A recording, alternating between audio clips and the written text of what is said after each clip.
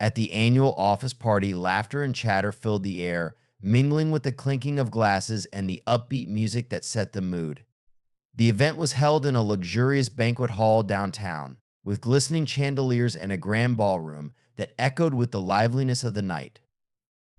I stood in a corner watching the festivities unfold, keeping a particularly close eye on Sarah. Sarah was an ambitious project manager at our company, always poised, composed, and in control. She was known for her unwavering dedication and exceptional leadership skills. Tonight, however, she seemed different. The stress of the past few months had clearly taken its toll on her. She had been nursing a drink all night, and as the evening progressed, it was evident that the alcohol was beginning to affect her more than usual.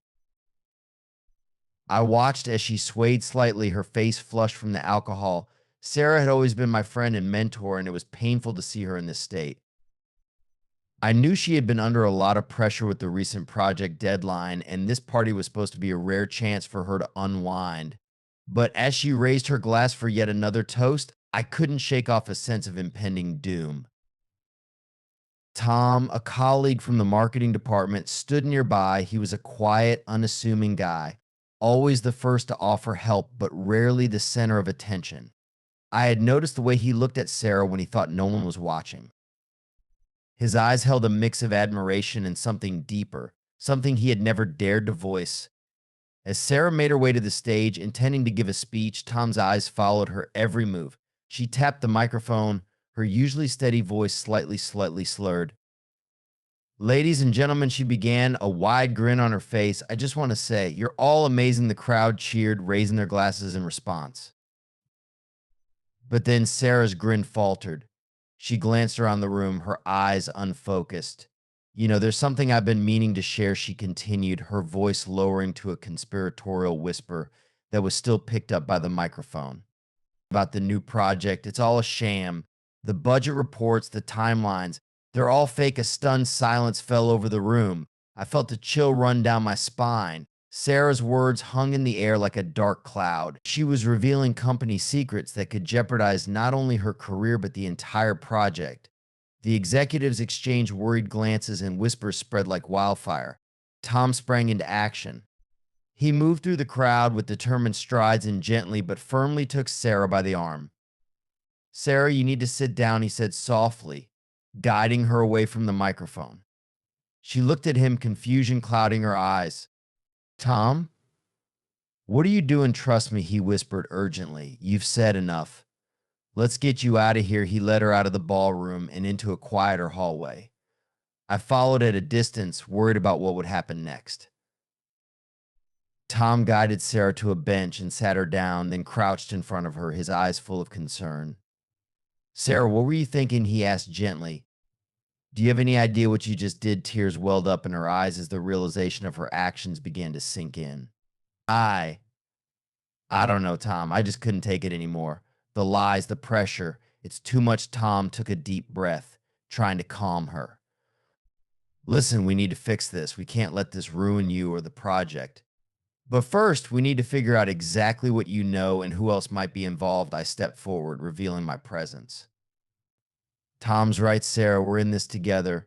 Let's find out the truth and deal with it."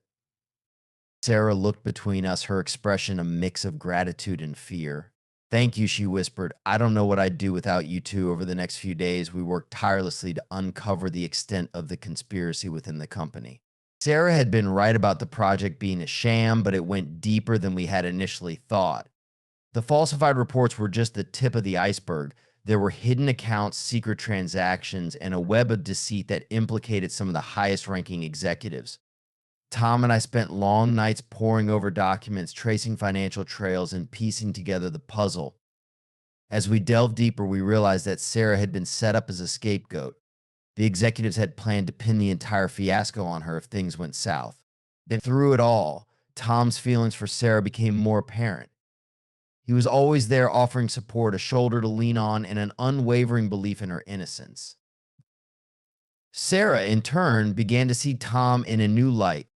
The crisis had brought them closer, revealing a side of him she had never noticed before: his kindness, his determination, and his quiet strength. One evening, as we sat in the office surrounded by stacks of papers and empty coffee cups, Tom looked up from his notes. "I think I've found something," he said, his voice tinged with excitement. "There's a series of transactions here that don't make sense. They're small, but they add up over time. I think someone's been siphoning money off the project." Sarah leaned over his shoulder, her eyes scanning the documents. "You're right," she said, her voice filled with hope. "This could be the break we've been looking for." With renewed determination, we followed the money trail, which led us to a high-ranking executive who had been embezzling funds for years. Armed with this evidence, we approached the board of directors, presenting our findings and demanding justice. The board was shocked by the revelations, and after a thorough investigation, the executive was removed from their position and faced legal consequences. Sarah's name was cleared, and she was praised for her bravery in exposing the corruption within the company. Throughout this ordeal, Sarah and Tom had grown closer, their bond strengthening with each passing day. They had faced adversity together, and in doing so, they had discovered a deep connection that neither had expected. One evening, after the dust had settled and the company was beginning to rebuild, Tom invited Sarah to dinner. They sat in a cozy restaurant, the atmosphere warm and intimate. "Sarah," Tom began, his voice soft, "I've been wanting to tell you something for a long time.